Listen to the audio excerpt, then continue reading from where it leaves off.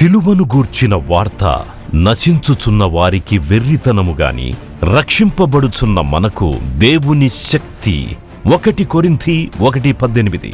United peoples fellowship UPF నిర్వహించు సిలువ ధ్యానములు. 40 రోజులు ఉపవాస ప్రార్థనలు. 2026 ఫిబ్రవరి 23వ తారీఖు నుండి ఏప్రిల్ 3వ తారీఖు వరకు ఉదయం 4 గంటల నుండి ఉదయం 7 గంటల వరకు Mennonite brother and Bethel church, mission compound, Golconda cross roads, Musheerabad, Hyderabad. ఆహ్వానించువారు ప్రభువు దాసురాలు జాయ్ చెరియన్ గారు, senior pastor, UPF Hyderabad. YouTube, Instagram, Facebook మరియు జూమ్ ద్వారా ప్రత్యక్ష ప్రసారం. Zoom meeting ID 9550504718, passcode 7777. వివరములకు 9550504718, 9030757571. అందరికీ ఆహ్వానము. మీకందరికీ తెలుసు, మనం 40 రోజుల సిలువ ధ్యాన దినాలు. మరి ఇవన్నీ జరగనే ఉంది. మీరందరూ ప్రార్థన చేస్తున్నారు. మీకు వందనాలు తెలియజేస్తున్నాను. ప్రతి ఒక్కరు కూడా ప్రార్థించాలని నేను విన్నపం చేస్తున్నాను. ఎందుకంటే ఇది ఒక బృహత్తరమైన కార్యం, ఒక యజ్ఞం లాంటిది. ఇది నిరాటంకంగా జరగాలి. దివ్యమైన వర్తమానాలు దేవుని సేవకులు అందించాలి. ప్రజలు దీవింపబడాలి. మరి దేవుడు తప్పకుండా మన పక్షాన ఉన్నాడు. నమ్మితే మీరు దేవుని స్తుతించండి. దేవుడు ఎంతో అద్భుతమైన ఏర్పాటు చేసినాడు.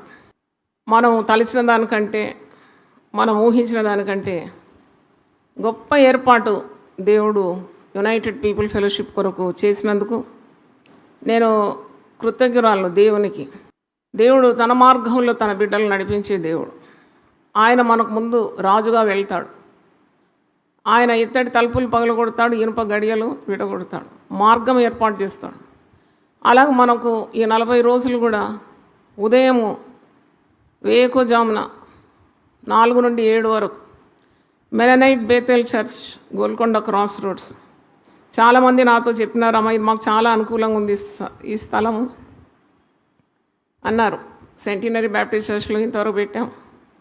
మరి దేవుడు నడిపిస్తున్నాడు, అలాగ దేవుని ప్రణాళిక. మరి అక్కడ కూడా మనం 40 రోజులు జరిపించాల్సి ఉంది. వీటన్నిటి కొరకు మీ ప్రార్థన నేను ఎంతో కోరుతున్నాను. రామ్నగర్ నుండి 2 బస్సులు ఏర్పాటు చేసినాం. అయితే ప్రార్థన కూడా చేయండి. నా కొరకు ముఖ్యంగా ప్రార్థించండి. మరి సేవకులందరి కొరకు ప్రార్థించండి. మా కుటుంబం కొరకు కూడా మీరు ప్రార్థించాలని. 40 రోజులు కూడా ఏ టెన్షన్ లేకుండా సాగాలని మీరు ప్రార్థించండి. అయితే ఇది అందరికీ ఆహ్వానం. ఇది ఒక సంఘానికి చెందింది కాదు. దేవుడు నాకు ఇచ్చిన దర్శనం సార్వత్రికమైన దర్శనం ఇచ్చినాడు. యేసుక్రీస్తు అందరికీ ప్రభు అయి ఉన్నాడు. దీంట్లో క్రైస్తవులు రావచ్చు, క్రైస్తవులు కాని వారు కూడా రావచ్చు. ఏ సంఘభేదం లేకుండా హాజరు కావచ్చు. ఏ భేదం లేదు. పరలోకంలో ఏ డినామినేషన్ లేదు. యేసు రక్తమందు విమోచింపబడిన జనమే ఉంటారు పరలోకం. కాబట్టి UPF కూడా ఒక చిన్న పరలోకమై ఉన్నది. ఏ సంఘభేదం లేకుండా మీరు రావచ్చు. మరి యునైటెడ్ పీపుల్ ఫెలోషిప్ నడిపించే దాసరాలుగా మీకు అందుకే ఈ మాట తెలియజేస్తున్నాను. మేము వెళ్ళొచ్చా, మా సంఘం ఇది, మా సంఘం అది అనకండి. మీరందరూ మా సంఘస్థులే. కాబట్టి మీకు ప్రేమపూర్వకంగా ఆహ్వానం తెలియజేస్తున్నాను. అయితే ఈరోజు కొన్ని మాటలు మీకు జస్ట్ ఒక ఇంట్రడక్షన్, కొద్దిగా సిద్ధపాటు కొరకు కొన్ని మాటలు పలకాలని మరి మీ ముందున్నాను. ఒక స్పిరిచువల్ రెన్యూవల్ పలకండి ఆ మాట. ఆధ్యాత్మిక నవీకరణ తెలుగులో పలకండి. విశ్వాసికి ఎప్పుడు కూడా ఒక రెన్యూవల్ కావాలి. చూడండి, మన పాస్పోర్ట్ ఎక్స్పైర్ అయితే రెన్యూవల్ కావాలంటారు. మన రేషన్ కార్డు ఎక్స్పైర్ అయితే రెన్యువల్ కావాలంటారు, టికెట్ ఎక్స్పైర్ అయితే రెన్యువల్ కావాలి. చూడండి, అన్నిటికీ రెన్యువల్ అని ఉంది. అలాగే మన విశ్వాస జీవితంలో కూడా ఒక నవీకరణ చాలా అవసరం. అందుకొరకే దేవుడు నాకు ఈ దర్శనం ఇచ్చి మరి ఈ విధంగా సంవత్సరానికి 2 సార్లు మనము దేవుని సన్నిధిలో ఉదయకాలం పరిశుద్ధాలయంలో దేవుని ఆరాధించి ప్రార్థనలు చేసి 40 రోజులు సిలువ చెంతకు మనము వెళ్ళి ఇతరులు నడిపించి మరి అలాగూ సిలువ ధ్యానాలు, అలాగూ ప్రభాత ప్రార్థనలు కూడా నవంబర్ 1 నుండి డిసెంబర్ 10 వరకు, అంటే క్రొత్త సంవత్సరం రాకముందు ఒక సిద్ధపాటు, ఒక రెన్యువల్. ఇలాగూ మన సంఘంలో సంవత్సరానికి 80 రోజులు ఈ విధంగా నడిపిస్తున్నాం. సంతోషం ఉంటే చప్పట్లు కొట్టండి.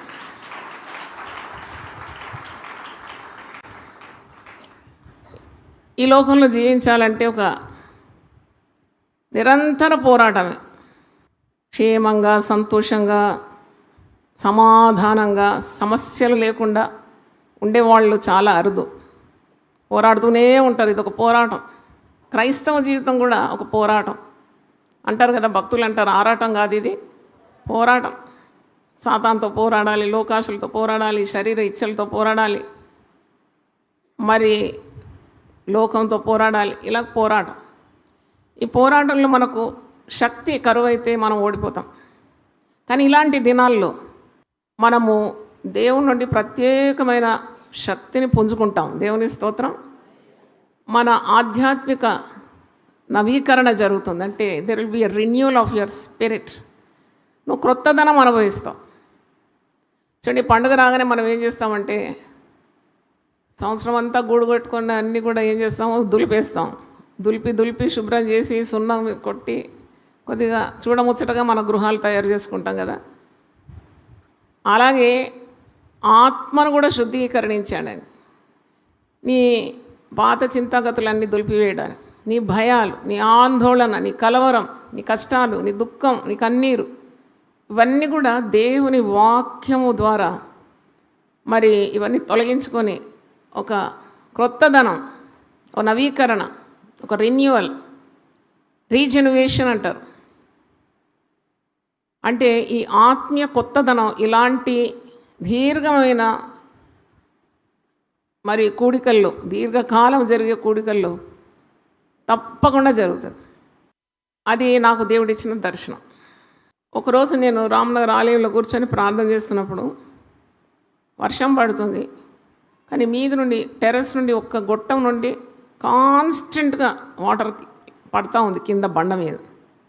అక్కడ బండలు పరిసి ఉంది ఆ గల్లీలో. నేను బయటకు వచ్చి చూసినప్పుడు బండలన్నీ నల్లగా ఉంది, కానీ కాన్స్టెంట్గా డ్రిప్ అయిన నీళ్ళ ద్వారా ఒక్క బండ మాత్రం చాలా తెల్లగా ఉంది.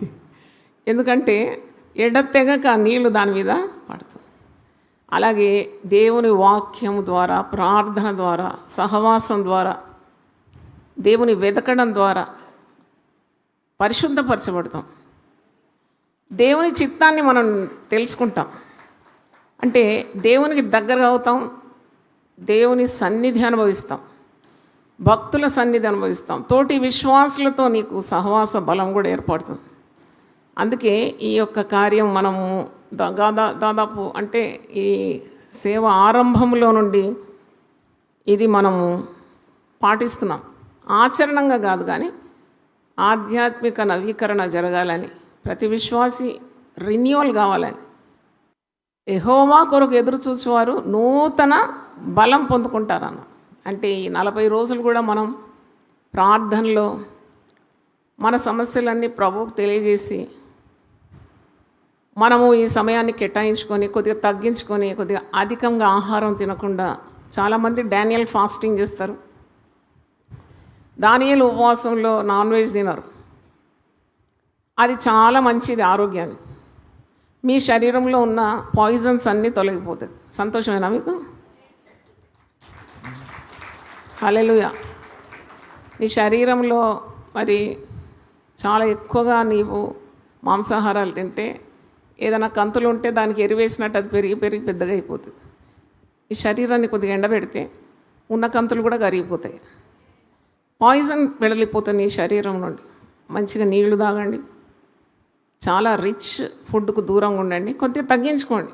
ఉపవాసం అంటేనే మనల్ని మనం తగ్గించుకోవడం, దేవుని దగ్గరగా తిండికి దూరం, అంతే, సింపుల్ అన్నమాట. అయితే ఇది నీకు శారీరకంగా ఆత్మీయంగా నీవు దీవింపబడతావు, నీ ప్రాణానికి కూడా చాలా బలం పుంజుకుంటావు.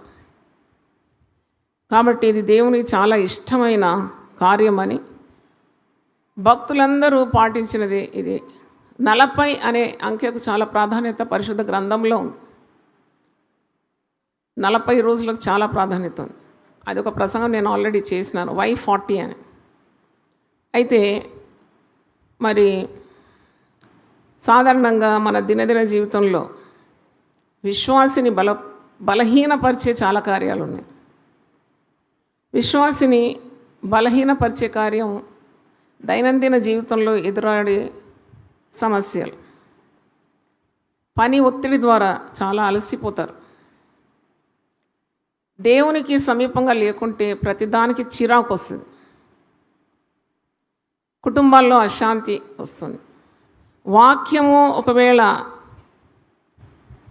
చదవకుంటే త్రోవ తప్పిపోతాం. 40 రోజులు మీకు ఏకదాటిగా వాక్యాలు ఉన్నందుకు మీ అడుగులు జారో, దేవుని స్తోత్రం. అయితే దేవునితో ఉన్న బంధాన్ని కూడా నీవు నవీకరణిస్తున్నావు. అంటే you are renewing your contact with God. దేవునితో ప్రతి విశ్వాసికి సంబంధం ఉంటుంది.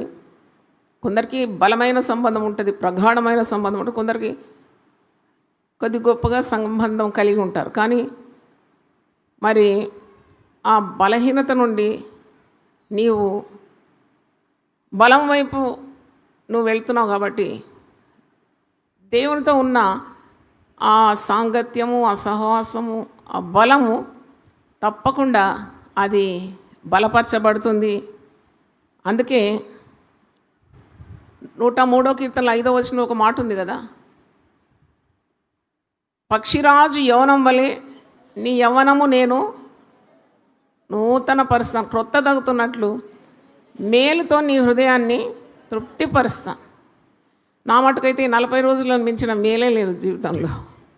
ఈ 40 రోజులు ఇలాగూ ఏర్పాటు చేయాలంటే చాలా శ్రమతో కూడింది, విశ్రాంతి లేదు. అయినా ఇది కార్యం జరగాలి. ఇది రానున్న తరానికి కూడా ఒక మాదిరి. మన పిల్లలు, పిల్లల పిల్లలు ఇవన్నీ పాటిస్తారు, మనల్ని చూసే కదా. ఇట్స్ ట్రైల్ బ్లేజర్ అంటారు దీన్ని. ముందున్న మరి తరానికి కూడా ఇది ఒక మాదిరి. కనుక నా విన్నపము, మీరు తప్పకుండా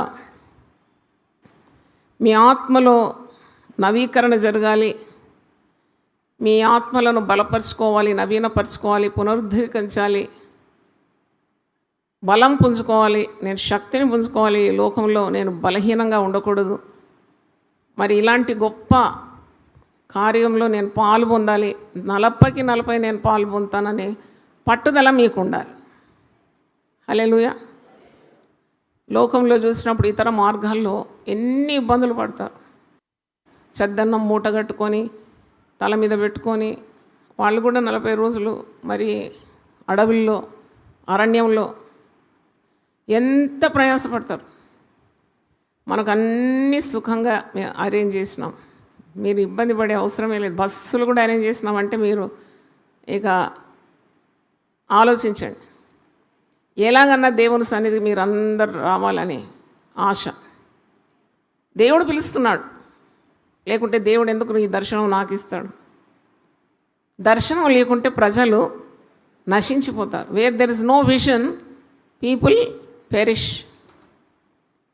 కాబట్టి ఈ దర్శనం నెరవేరుతుంది. గత 33 సంవత్సరాల నుండి నాకు తెలిసి అనేక మంది రక్షణలో వచ్చినారు, అనేక మంది తమ జీవితాలు కట్టుకున్నారు, అనేక మంది ప్రభు వెలుగులో నడుస్తున్నారు. అంటే నిశ్చలమైన నీళ్లలో ఒక గులకరాయి మనం విసిరితే దాని తెప్పలు ఎంతవరకు పోతుందో కనుమేర చూపు అన్నమాట, మనకు అందదు. అందుకే దైవ కార్యాలు మనం అంచనా వేయలేం. దేవుని కొరకు మన ప్రయాసం వ్యర్థము కాదు. కాబట్టి మీరు కూడా కొన్ని పత్రికలు స్టాల్లో ఉంటాయి, తీసుకొని మీ బంధువులను, మీ ఇరుగు వారిని కూడా ఆహ్వానించాలి. కొద్దిగా దేవుని సేవలో ఫలించండి. దేవుని సేవ చేసేవారిని దేవుడు వారిని దీవించకుండా ఉండడు. ఆయన అన్యాయస్తుడైన యజమానుడు కానేగాడు. ప్రతివాని జీతం ఆయన యొద్ద ఉన్నది. పనివాడు కూలికి అర్హుడు, ప్రతి పనివాడు జీతానికి పాత్రుడు. అది ఏ రూపంగా నిన్ను ఆశీర్వదిస్తాడో దేవుడు తప్పకుండా నిన్ను దీవించక మానడు. అంటే ఇప్పుడు ఈ 40 రోజుల్లో దేవుడు మనకు అనుకూలపరిచింది ఏంటంటే, మరి వేకువ ప్రార్థన, సీకింగ్ గాడ్ ఎర్లీ, అదొక తర్బీదు అన్నమాట. ఆత్మీయ సిద్ధపాటు, ఆత్మీయ క్రమశిక్షణ. దేవుని వెతికేవారు ఉదయాన్నే వారి కంఠస్వరం ఎవరికి వినిపించాలి? దేవుని మాటలు వారు వినాలి. మరి ఆ ఉదయకాల మాధుర్యాన్ని, ఉదయము దైవ సన్నిధిని అనుభవించడం ఒక గొప్ప ఆశీర్వాదం. తర్వాత మనం అందరం కూడా ఒక పరిశుద్ధమైన స్థలానికి వెళుతున్నాం, ఒక ఆలయంలోకి ప్రవేశిస్తున్నాం. ఆలయంలో చాలా ఆశీర్వాదాలు ఉంటాయి. పవిత్రమైన స్థలం అని మనకు తెలుసు. ఆ దీవెన ఉంటుంది. మళ్ళీ తోటి విశ్వాసులను చూడడం అదొక గొప్ప సంతోషం. యేసు రక్తమందు విమోచింపబడిన జనములో నువ్వు కూర్చుంటున్నావంటే అదొక గొప్ప అనుభూతి. ఎందుకంటే అక్కడ దేవుడు ఉన్నాడు, దైవ సన్నిధి ఉంటుంది విశ్వాసులు కూడుకున్నప్పుడు. సో అదొక ఆశీర్వాదం. పాటలు పాడుతున్నావు, ఆరాధిస్తున్నావు, అదొక ఆశీర్వాదం. ప్రార్థనలు చేస్తున్నావు, నీకు జవాబులు వస్తాయి. దేవుని ఆత్మ సంచరిస్తూ ఉంటుంది. వాక్యం ద్వారా దేవుడు మీతో మాట్లాడుతూ ఉంటాడు. కాబట్టి ఇలాంటి గొప్ప అవకాశాలు మీరు పోగొట్టుకోకుండా మీరు దీన్ని అలకగా చులకగా చూడకండి. నేను ఈరోజు ఈ స్థాయిలో ఉన్నాను, నా కుటుంబము దీవింపబడింది, నా ఆత్మీయ జీవితం దీవింపబడింది, నా సేవా జీవితాన్ని దేవుడు ఆశీర్వదించినాడంటే నేను ఒకటే చెప్పగలను, సిలువ ధ్యానాలు. దేవుని స్తోత్రం. దేవుడు ఎంతెంతో ఆశీర్వదించినాడని చెప్పడానికి సందేహం లేదు. మరి దేవుని యొక్క శక్తిని, ప్రేమను మనం అనుభవించడానికి ఇది చాలా గొప్ప అవకాశం. దీన్ని మీరు జార విడుచుకోవద్దని నేను మీకు తెలియజేస్తున్నాను. తర్వాత పరిశుద్ధ గ్రంథంలో ఉంది, నీతిమంతుని జ్ఞాపకం చేసుకొనుట ఆశీర్వాదకరం. నేను ఈ వాక్యం మీద ఈరోజు ఆలోచించినప్పుడు, యేసు తప్ప నీతిమంతుడు ఎవరున్నారు? ఆ నీతిమంతుడే అనీతిమంతులమైన మన కొరకు ఆయన ఏం చేసినాడు? ప్రాణము అర్పించాడు. ఆ నీతిమంతుని జ్ఞాపకం చేసుకుంటున్నాం ఈ 40 రోజులు. ఆ నీతిమంతుని జ్ఞాపకం చేసుకోవడం మనకేంటది? ఆశీర్వాదం. చప్పట్లు కొట్టి దేవుని స్తుతిద్దాం.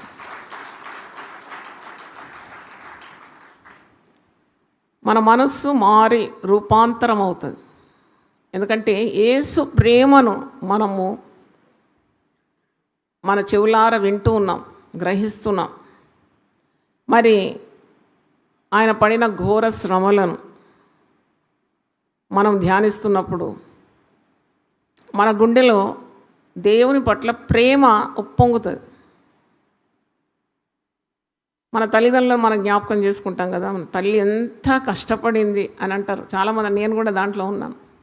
నా తండ్రి ఎంత కష్టపడి సేవ చేస్తున్నాడు అని అంటారు కదా. అంటే తల్లిని, తండ్రిని మనం జ్ఞాపకం చేసుకుంటాం, కష్టపడిన వారిని జ్ఞాపకం చేసుకుంటాం. కానీ యేసు సర్వమానవాళి కొరకు, సార్వత్రిక మనుషుల కొరకు తన ప్రాణము పణంగా పెట్టినాడు, బలి పశువుగా మారిపోయినాడు, రక్తము చిందించినాడు. ఆ రక్తం ద్వారానే పాప క్షమాపణ. ఈరోజు మనం ఈ స్థాయిలో ఉన్నాము, లోకం నుండి వేరై పరిశుద్ధ జనంగా తీర్చబడినామంటే మనం ఎంత కృతజ్ఞమై ఉండాలి కదా. మనకున్నది కదా ఒక బాధ్యత, ఆయన పొందిన శ్రమలను ధ్యానించడానికి. పరిశుద్ధ గ్రంథంలో హెబ్రీ పత్రిక 12వ అధ్యాయం 3వ వచనంలో ఉంది, మనము విసుకకుండా ఉండునట్లు, మన ప్రాణములు అలసిపోకుండా ఉన్నట్లు, పాపాత్ములు తనకు విరోధంగా చేసిన తిరస్కారం అంతయు ఓర్చుకొనిన ఆయనను తలంచుకొనుడి. అదొక ఆదేశమే, ఆయనను తలంచుకోవాలంట. ఆయన పడిన నిందలు, అవమానాలు, దెబ్బలు, ఆయన బలి, మరి విమోచన క్రయధనం అర్పించిన రక్తం ఇవన్నీ ధ్యానించాలండి. అది మనకు చాలా ఆశీర్వాదకరం, మన స్వభావాన్ని రూపాంతరపరుస్తుంది. కనుక మనకు అనుగ్రహించిన రక్షణ కానీ, మనము పొందుకున్న విమోచన క్రయధనం కానీ, మరి మనం ఈరోజు పాపమును ద్వేషించి నీతిని ప్రేమిస్తున్నాం, దుర్నీతిని ద్వేషించి నీతిని ఏం చేస్తున్నాం? ప్రేమిస్తున్నాం. మరి నీతి మార్గాల్లో నడిపించింది యేసుక్రీస్తు వల్లనే కదా మనం నీతిలో నడిచే. యేసు ప్రభువును మనం రక్షకునిగా స్వీకరించినాం. మన మనస్సు మారిపోయింది, పాతవి గతించింది, సమస్తము కృతమైంది. మునుపు మన దశ, మన బ్రతుకు కాదు ఇప్పుడు.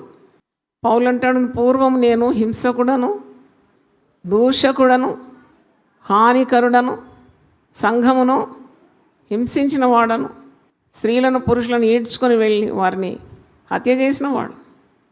కానీ యేసు ప్రభువుతో ఎన్కౌంటర్ అయిన తర్వాత, దర్శనం పొందిన తర్వాత ఆయన జీవితం పూర్తిగా మార్చబడ్డది. అందుకే పాపుల్లో ప్రధానుడనైన నన్ను దేవుడు కనికరించి నమ్మి పరిచర్యను ఇచ్చినాడు. నేను ఇప్పుడు అపోస్తలులో ఏమైనాను ప్రధానుడైన అంటే ఓల్డ్ ఫేస్ చేంజ్ అన్నమాట. పెనం మీద చపాతి తిప్పేసినట్టు. ఒకప్పుడు ఇలా ఉన్నాడు, ఇప్పుడు ఇలా ఉన్నాడు. అలాగే మన జీవితాలన్నీ. అందుకే సిలువను గూర్చిన వార్త నశించున్న వారికి అది ఎలాగుందట?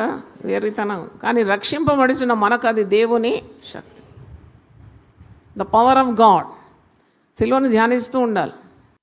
పాట పాడతాం కదా, సిలువను చూచు కొలది శిల సమానమైన మనసు, సిలువను చూచు కొలది శిల సమానమైన మనసు, అలిగి కరిగి నీరగుచున్నదిరా,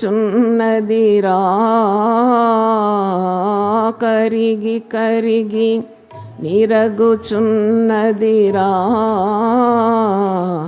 సిలువే నా శరణ మాయనూరా. అంటే ఎంత బాగా పాడుతున్నాడు కదా భక్తుడు. సిలువ తప్ప నాకు శరణము లేదు, సిలువే నా శరణం. ఈ సిలువ ధ్యాన దినాల్లో ఆధ్యాత్మికమైన నవీకరణ, రిన్యూవల్ ఆఫ్ యువర్ స్పిరిట్, అది మనం ప్రభు దగ్గర ప్రార్థన చేయాలి. God can renew any soul. చూడండి, ఆచారబద్ధమైనది కాదు ఇది. ఇది ఒక భక్తి ఆచారం కాదు. ఇది తప్పకుండా అక్షరార్థంగా దేవుడు ఇష్టపడేదని నేను గమనించినాను, గ్రహించాను, అది చేస్తున్నాను. ఎందుకంటే నీ రూపాంతరం పొందాలని రోమీలకు రాసిన పత్రిక 12వ అధ్యాయం ఒకసారి చూడండి. ఒక విశ్వాసి ఎప్పుడు మరి దేవునికి సమీపంగా ఉండి దేవుని వాక్యాన్ని పఠిస్తూ పశ్చాత్తాపమైన హృదయంతో దేవుని తట్టు తిరిగి తన అతిక్రమలను విడిచిపెట్టి దేవుని సహాయం కోరాలి, పాపమును విడిచిపెట్టాలి. ఈ లోక మర్యాదను అనుసరింపక ఉత్తమమైనది, దేవునికి అనుకూలమైంది, సంపూర్ణమై ఉన్న దేవుని చిత్తం ఏదో పరీక్షించి తెలుసుకున్నట్లు మీ మనస్సు మారి నూతన మగుట వలన రూపాంతరము పొందుడు. రూపాంతరం పొందాలి అని వాక్యంలో మనం చూస్తున్నాం. ఈ పౌలు భక్తుడు రోమీలతో మాట్లాడుతున్నాడు రోమా 12లో. కాబట్టి సహోదరులారా, పరిశుద్ధమును దేవునికి అనుకూలమైన సజీవ యాగముగా మీ శరీరములను ఆయనకు సమర్పించుకొనుడని దేవుని వాత్సల్యతను బట్టి మిమ్మును బతిమాలుకొనుచున్నాను. ఇట్టి సేవ మీకు యుక్తమైనది. మీ శరీరాలను ఆయనకు సమర్పించుకోవాలని. ఇప్పుడు నాకు గ్రహింపు ఏంటంటే, ఇప్పుడు ప్రసంగం చేయడము సేవనే, పాటలు పాడడం సేవనే, ఏర్పాట్లు చేయడమే సేవ. ఇవన్నీ సేవలలో ఉన్నది. కానీ కొద్దిగా నిద్ర లేచి, ఉదయమే లేచి కొద్దిగా త్యాగం వహించి నీవు సిద్ధపడి అంత ఉదయం బైబిల్ పట్టుకొని దేవుని ఆలయంకు రావడం కూడా ఒక సేవ అనేది. ఎందుకంటే అదొక త్యాగమే కదా. నిద్రపోవాలంటే నువ్వు 8 దాకా 10 దాకా నిద్రపోవచ్చు, నిన్ను అడిగేవారు ఎవరు ఉండరు. కానీ you train to rise up early. నువ్వు ఉదయమే లేచి మరి దేవుని సన్నిధికి సిద్ధపడి రావడం, అది కూడా సేవలో ఒక భాగం. నిన్ను చూసే వారికి ప్రోత్సాహం కలుగుతుంది. మరి వీళ్ళందరూ ఎంత చక్కగా ఉదయం ఇంకా సూర్యుడు మరి ఆకాశం మీదకి రాకముందే, తెల్లారకముందే వాళ్ళు ఎంత సిద్ధపడి దేవుని ఆలయం పోతున్నారని చెప్పకనే తెలుసుకుంటారు నిన్ను చూసేవారు. తర్వాత నాకు ఒక కార్యం చాలా సంతోషం. నేను ఆరంభించినప్పుడు శిలువ ధ్యానాలని నేను ఎక్కడ వినలేదు. కానీ ఇప్పుడు వడిగా అన్ని సంఘాలకు ప్రాకిపోయింది. చాలా సంతోషం. ఇలాగూ వ్యాపించాలనే ఉండింది నాకు ప్రార్థన. చిన్న సంఘాలేంటి, పెద్ద సంఘాలేంటి, ఉదయం ఏంటి, సాయంకాలం ఏంటి, మరి అందరు ఈ విధంగా కూడి 40 రోజులు సిలువను ధ్యానిస్తున్నారు అంటే ఇన్ని సంవత్సరాలు మనం చేసిన శ్రమ ఫలించిందని నేను భావిస్తున్నాను. హల్లెలూయా. అంటే ఇది నా ఐడియా అని నేను చెప్పను, ఎందుకంటే దేవుడు నాకు ఇచ్చిన ఐడియా. నాదని ఎలా చెప్పాలి, దేవుడు ఇచ్చినాడు తలంపు. పరిశుద్ధ గ్రంథంలో మీరు చూసినప్పుడు సహవాసంగా దేవుని బిడ్డలు ఒక దగ్గరికి రావడం 40 రోజులు, అది కూడా శక్తి కలగడానికి, అంటే ఒకరొకరు పురికొల్పుకోవడానికి, ఒకరిని చూసినప్పుడు ఇంకొకరికి ఉత్సాహం రావడానికి, బలపరచడానికి చాలా దోహదపడుతుంది. దానికి ఒక వాక్యం నేను చదవాలని కోరుతున్నాను. హెబ్రీ పత్రిక 10వ అధ్యాయము 23 నుండి నేను చదువుతున్నాను. వాగ్దానము చేసినవాడు నమ్మదగినవాడు గనుక మన నిరీక్షణ విషయమై మనం ఒప్పుకున్నది నిశ్చలముగా పట్టుకుందాం. దేవుడు మనకిచ్చిన వాగ్దానాలు కానీ, మనకిచ్చిన భక్తి జీవితం కానీ, పరిశుద్ధమైన జీవితం కానీ, దేవుడు మనతో సెలవిచ్చిన మరి ప్రతి మాట కానీ దాన్ని వదిలిపెట్టొద్దు. అది ఎలా పట్టుకోమంటున్నాడు చెప్పండి, గట్టిగా గట్టిగా పట్టుకోవాలంటాను. కొందరు మానుకొనుచున్నట్టుగా సమాజంగా కూడుట మానక ఒకరినొకడు హెచ్చరించు, ఆ దినము సమీపించటం మీరు చూచిన కొలది మరి ఎక్కువగా అలాగ చేయొచ్చు. ప్రేమ చూపుట ఎందు సత్కార్యములు చేయటకును ఒకరినొకడు పురికొల్పవలనని. అంటే ఇక్కడ ఫుట్నోట్లో నంబర్ 2 రాసి ఉంది ఏంటంటే మూల భాషలో రేపవ్వాలని ఉన్నది. ఒకరినొకడు ఏం చేయాలట, రేపవ్వాలనట. సాక్ష్యాలు వింటారు, దేవుడు వారిని ఏ విధంగా బలపరిచినాడు ఇవన్నీ వింటారు. అప్పుడు ఆత్మలను నువ్వు ఇలాగ రేపబడతావు అన్నమాట. ఇలాగ ఒకరినొకరు మీరు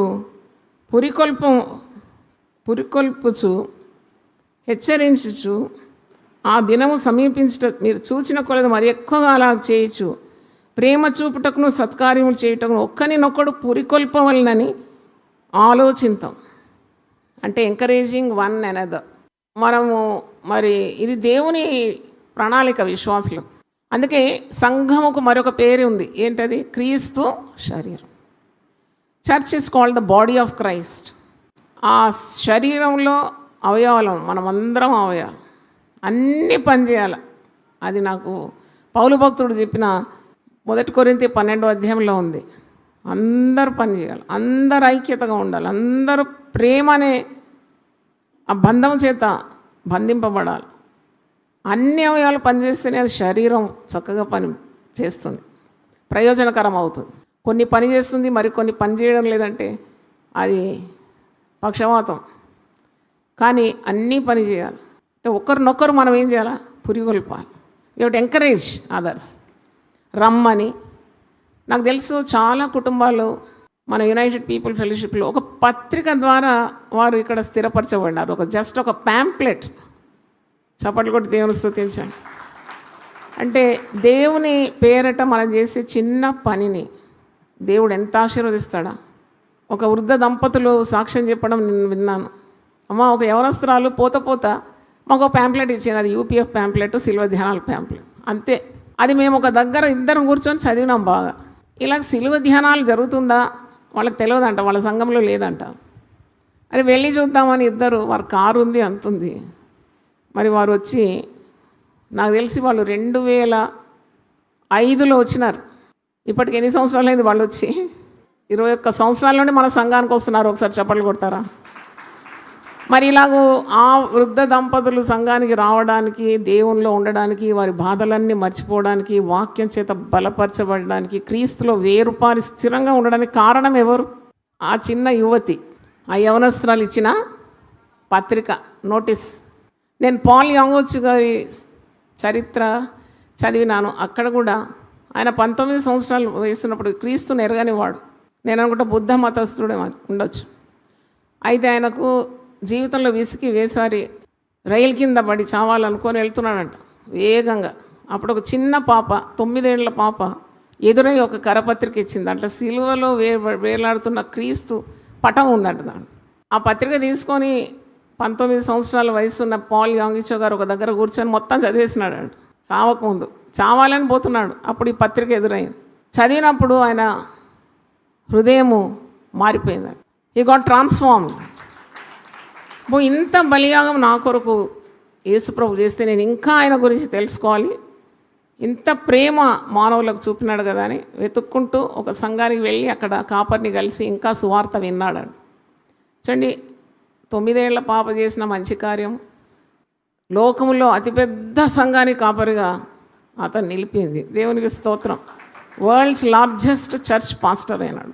అందుకే never think what you are doing for God is a little thing. అడవెంత తగలబెట్టడానికి ఒక అగ్గిపుల్ల చాలు. అగ్గిపుల్ల మీద మందెంత ఉంటుంది? ఒక మిరియాల గింజంతా కూడా ఉండదు కదా. గీకినామంటే అయిపోయింది. అంటే never underestimate the work that you are doing for God or extension of God's kingdom.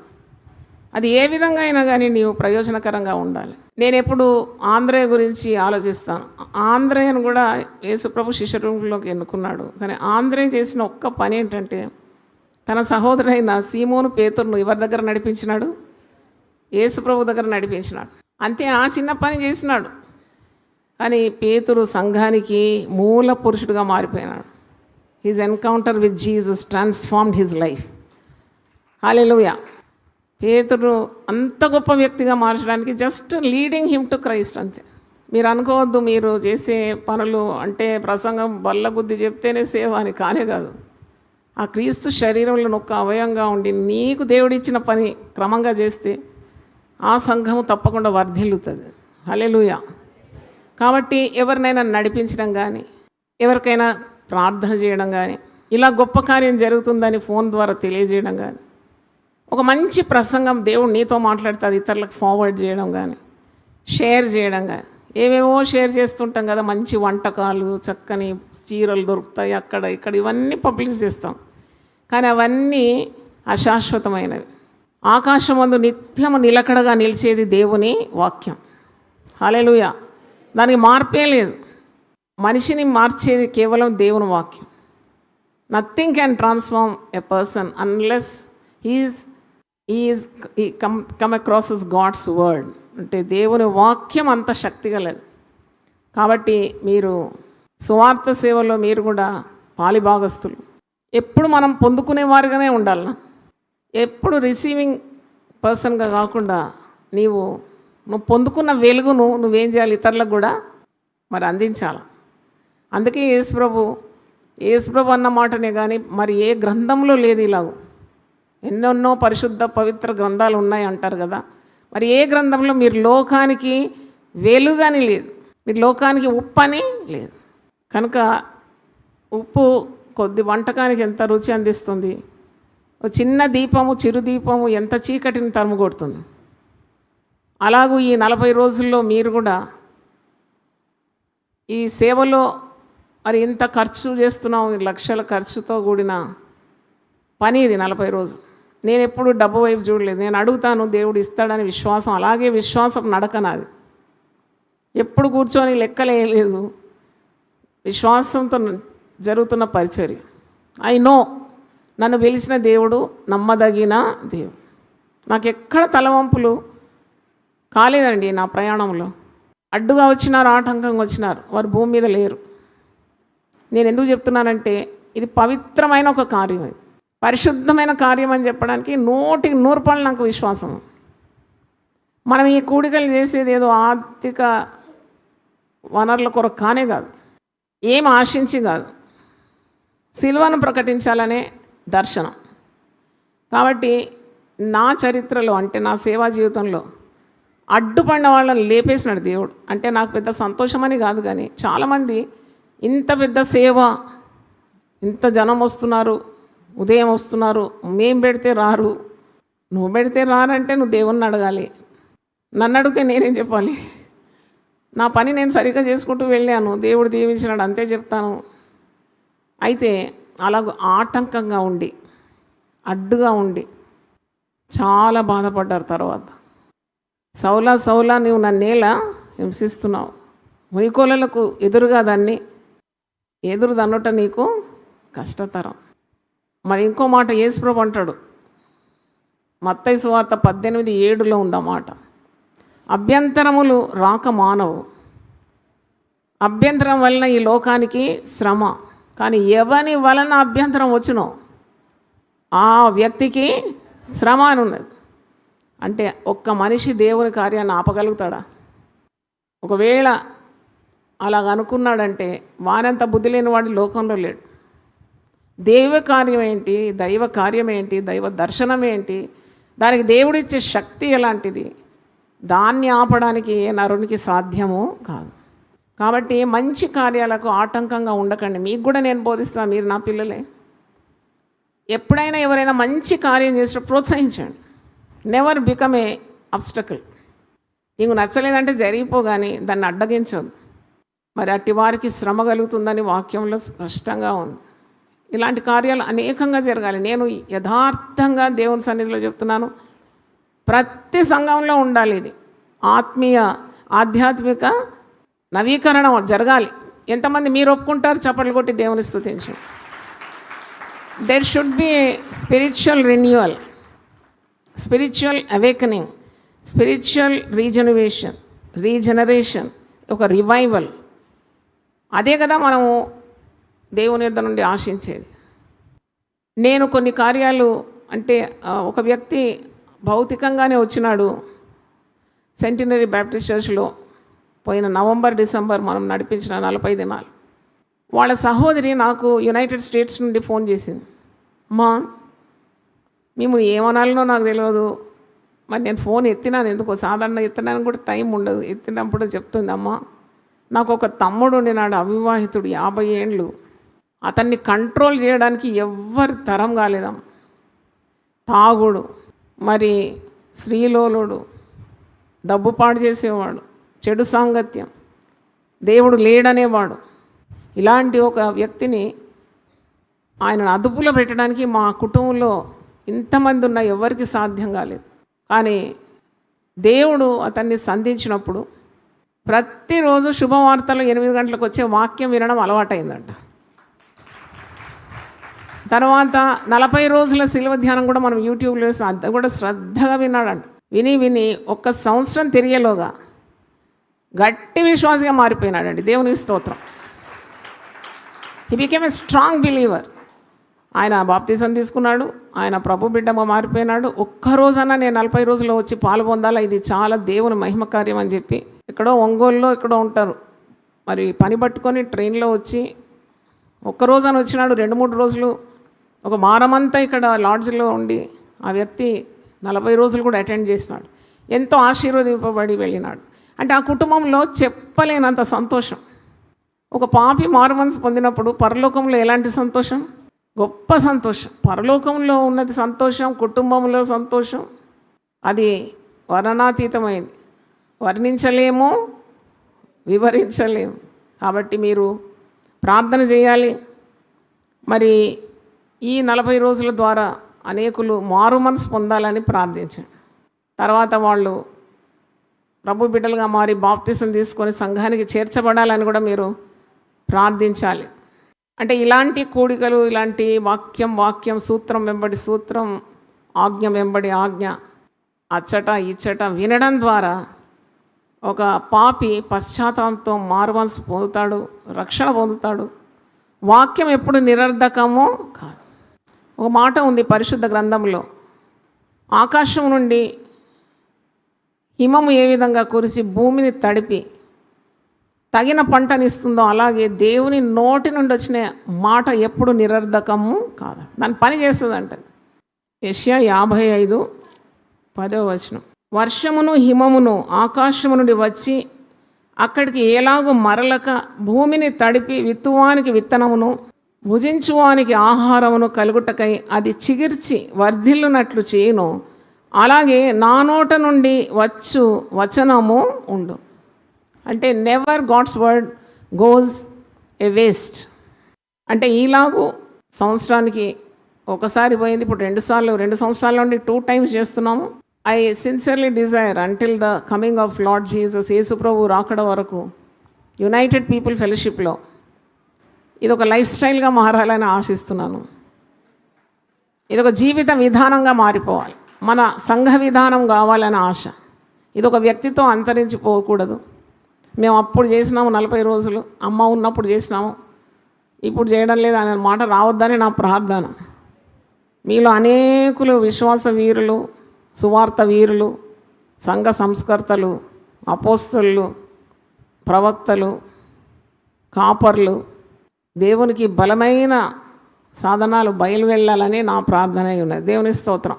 అది జరగక మానదు. ఒక కోడిపెట్ట కింద ఒక గుడ్డు పెడితే 21 రోజుల్లో ఆ గుడ్డు ఏమవుతుంది? గుడ్డు పిట్ట అవుతుందా లేదా? మరి 40 రోజులు వాక్యం వింటే రూపాంతరం కాదా?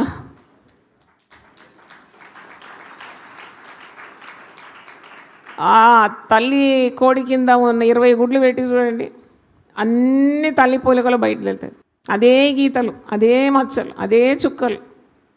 అదేంటి వింత?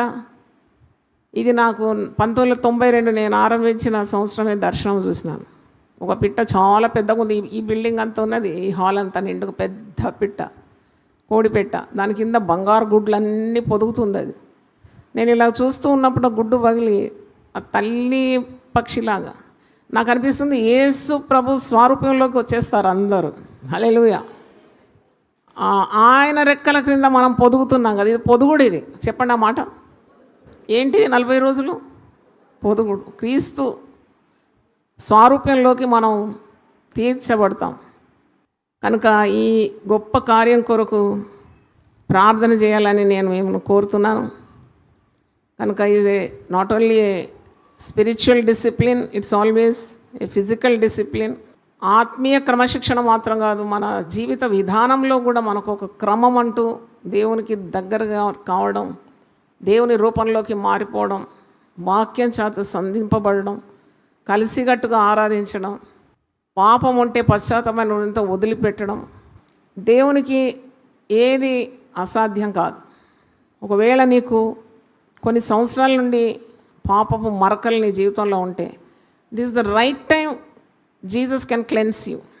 కొన్ని సంవత్సరాలుగా కొన్ని పాపాలు అంటుకొని ఉంటాయి మీకు, కానీ అది తొలగించబడుతుంది. దేవునికి స్తోత్రం. నేను ఎక్కడో వెళ్ళినాను, అది వైట్ శారీ కట్టుకొని వెళ్ళాను, కానీ ఇంకుతో ఏదో రాస్తున్నాను. తర్వాత ఇంక్ ఆ పెన్ క్లోజ్ చేయడం మర్చిపోయాను. నా చీర మీద అంతా ఇంక్ డ్రాప్స్ అన్నీ, తెల్ల శారీ మీద ఆ డార్క్ బ్లూ స్పాట్స్ వచ్చేసింది. నేను అప్పుడు అనుకున్నాను, పోయింది ఈ చీర, ఇంకా పనికిరాదని. అది నా దగ్గర ఉన్న అమ్మాయి అన్నది, అమ్మ మీరు ఏం భయపడకండి, నేను చూస్తాను ఆ పని. వ్యానిష్ అని ఇప్పుడు దొరుకుతుందమ్మా, వ్యానిష్ పెట్టగానే పోతుంది అన్నది. నేను ఏంటో నువ్వు చేసేదాకా నేను నమ్మలేను, ఇది ఈ మరకపోతుందని నాకు తెలియదు, ఈ చీర వేస్ట్ అయిపోయిందని. కానీ నిజంగానే ఆమె తెచ్చింది, ఇది వ్యానిష్ కూడా అడ్వర్టైజ్మెంట్ అయింది కదా ఇప్పుడు. తెచ్చింది, మరకలు ఇలా చూసి అది ఇలాగ రాకుతుంటే వెళ్ళిపోయింది అది.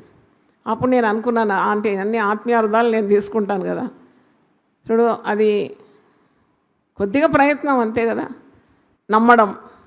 యేసు ప్రభువు నా హృదయంలో ఉన్న ప్రతి పాపపు మరకలు తొలగిస్తాడు అనే విశ్వాసం ఉంటే, యేసు నా కొరకు చిందించిన రక్తం ద్వారా ప్రతి దుర్నీతి నుండి నేను విడిపింపబడతాను, నా బలహీనతల నుండి విడిపింపబడతాను, నా పాపములు తొలగిస్తాడు అని నువ్వు విశ్వసిస్తే, హృదయమందు విశ్వసించి నోటితో ఒప్పుకుంటా, పశ్చాత్తాపం హృదయంతో దేవుని తట్టు తిరిగితే, ఈ రక్షణ పొందని వారికి అందరికీ కూడా ఇది ఒక బంగారు తరుణం. దేవునికి స్తోత్రం.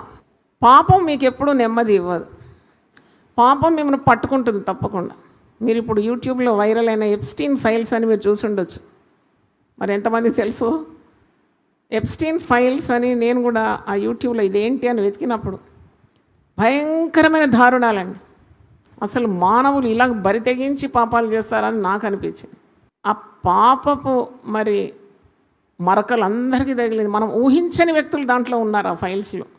మనం ఎప్పుడు కూడా కలగనలేదు ఇలాంటి వ్యక్తులు ఉంటారు అక్కడ, ఇంత పేరుగొన్నవారు ఉంటారా.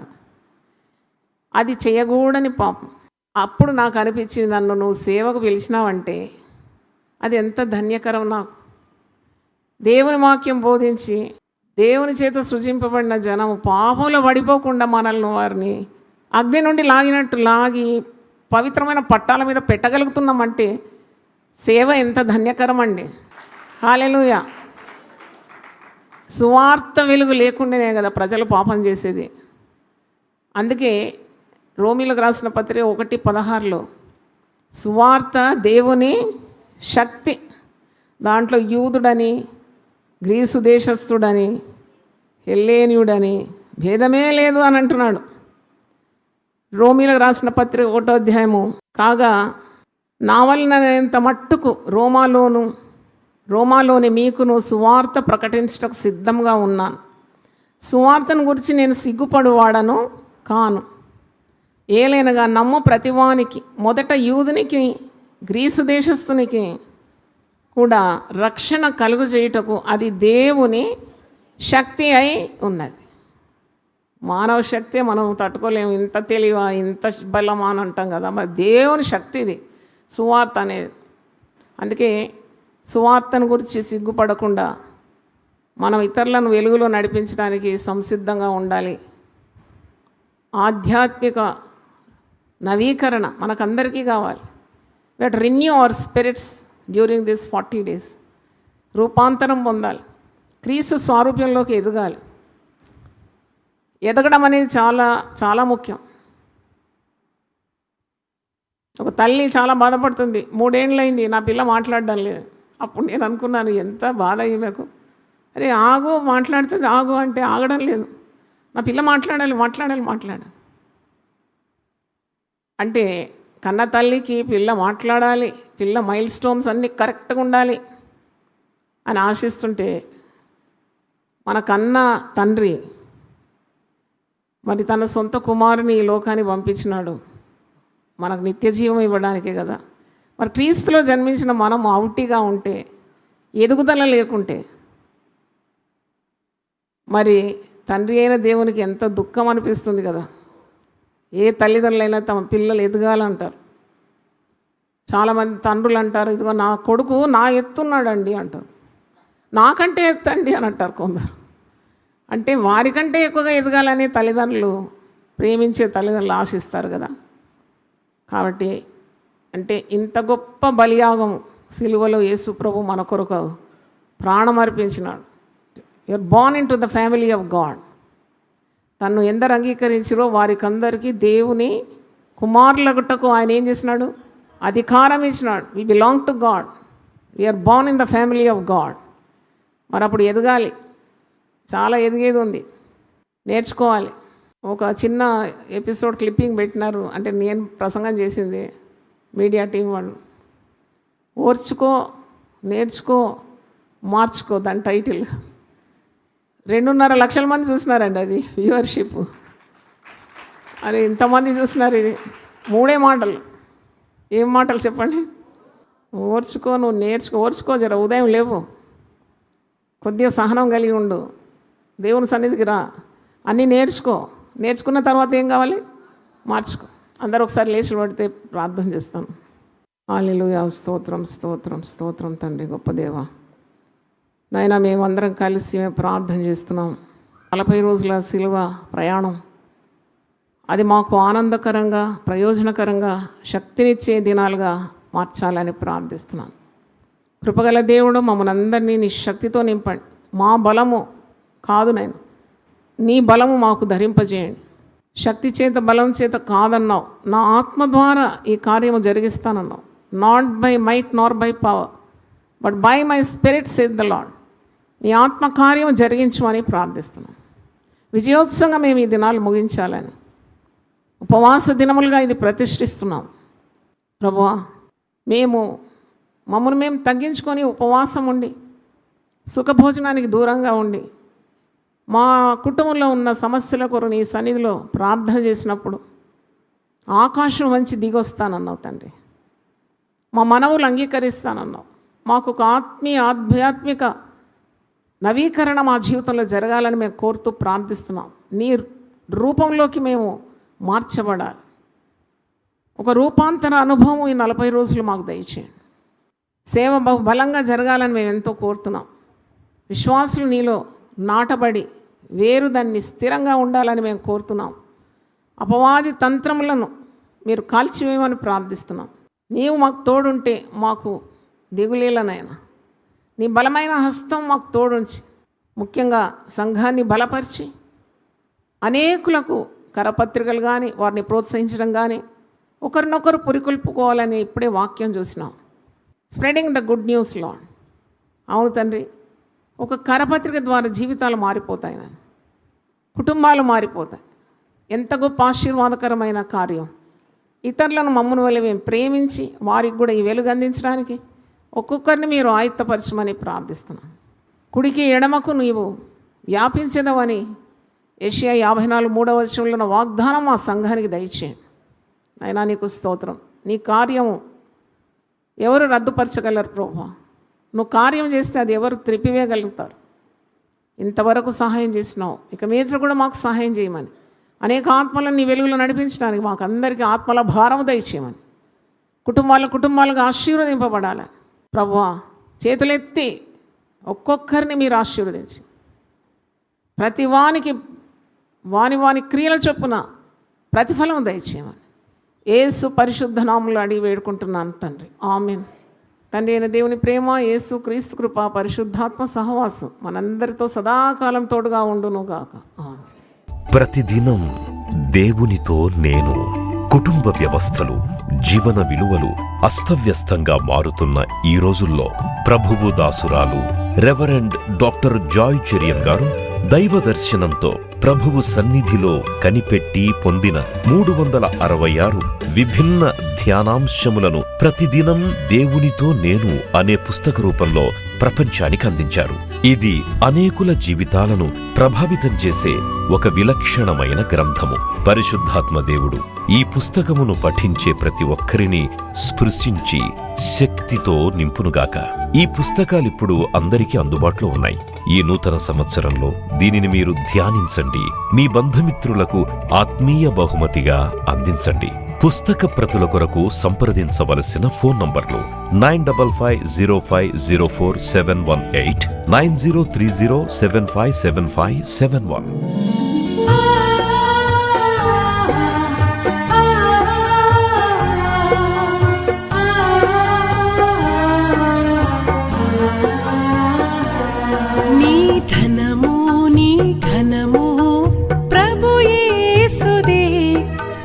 దశమా భాగమునీయ వెనుదీతువా. నీ ధనము నీ ఘనము ప్రభు యేసుదే, నీ దశమా భాగమునీయ వెనుదీతువా. ధరలోన ధనధాన్యములనీయగా కరుణించి కాపాడి రక్షింపగా. ధరలోన ధనధాన్యములనీయగా కరుణించి కాపాడి రక్షింపగా. పరలోకనాదుండు నీకీయగా మరి యేసు కొరకీయ వెనుదీతువా. పరలోకనాదుండు నీకీయగా మరి యేసు కొరకీయ వెనుదీతువా. నీ ధనము నీ ఘనము ప్రభు యేసుదే, నీ దశమా భాగమునీయ వెనుదీతువా. పాడి పంటలు ప్రభువు నీకీయగా కూడు గుట్టలు నీకు దయచేయగా. పాడి పంటలు ప్రభువు నీకీయగా కూడు గుట్టలు నీకు దయచేయగా. వీడంగ ప్రభు యేసు నామంబును గడువేల సిలువను గూర్చిన వార్త నశించుచున్న వారికి వెర్రితనము గాని రక్షింపబడుచున్న మనకు దేవుని శక్తి. 1 కొరింథీ 1:18. యునైటెడ్ పీపుల్స్ ఫెలోషిప్ UPF నిర్వహించు సిలువ ధ్యానములు. 40 రోజులు ఉపవాస ప్రార్థనలు. 2026 ఫిబ్రవరి 23వ తారీఖు నుండి ఏప్రిల్ 3వ తారీఖు వరకు ఉదయం 4 గంటల నుండి ఉదయం 7 గంటల వరకు Mennonite brother and Bethel church, mission compound, Golconda cross roads, Musheerabad, Hyderabad. ఆహ్వానించువారు ప్రభువు దాసురాలు జాయ్ చెరియన్ గారు, senior pastor, UPF Hyderabad. YouTube, Instagram, Facebook మరియు జూమ్ ద్వారా ప్రత్యక్ష ప్రసారం. Zoom meeting ID 9550504718, passcode 7777. వివరములకు 9550504718, 9030757571. అందరికీ ఆహ్వానము.